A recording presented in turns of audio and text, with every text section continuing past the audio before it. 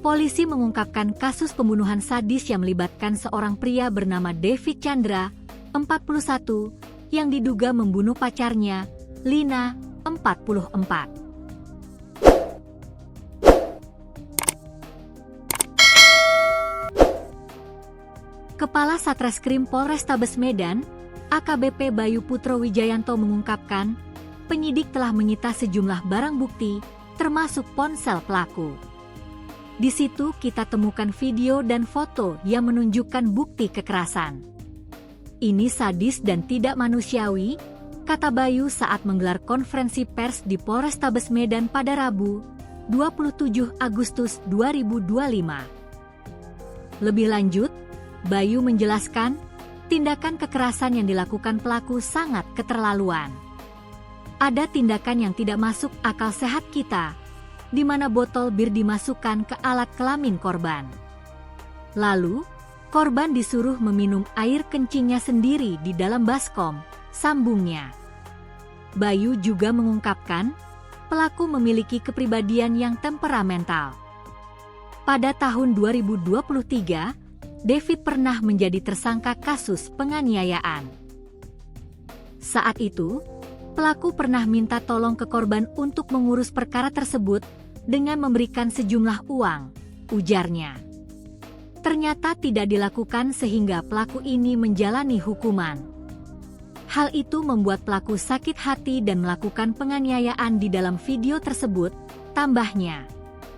Sebelumnya, Lina dilaporkan tewas setelah menjalani perawatan di Rumah Sakit Columbia, Kota Medan, pada Minggu, 24 Agustus 2025, dini hari.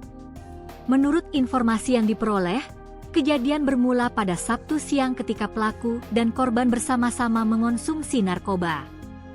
Pada malam harinya, David mempermasalahkan lokasi penyimpanan narkoba milik Lina yang memicu cekcok mulut antara keduanya.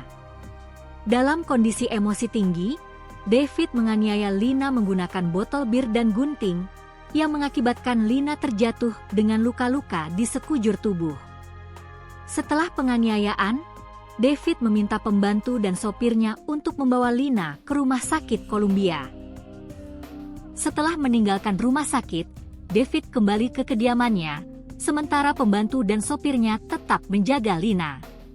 Sekitar pukul 1 WIB pada Minggu, 24 Agustus 2025, polisi menerima laporan mengenai seorang wanita yang meninggal dunia di Rumah Sakit Columbia dengan kondisi penuh luka. Petugas segera mengecek ke lokasi dan menemukan luka-luka yang mencurigakan. Penyidik kemudian bergerak ke rumah David dan menemukan sejumlah barang bukti di lantai 3. Kami menemukan bercak darah di gorden, di tembok, maupun di lantai. Makanya kita bawa pel yang dipakai untuk membersihkan lantai, jelas Bayu. Saat ini, David telah ditahan dan disangkakan dengan pasal 338 dan atau pasal 351 ayat 3 dan atau pasal 333 ayat 3 Kitab Undang-Undang Hukum Pidana, KUHP.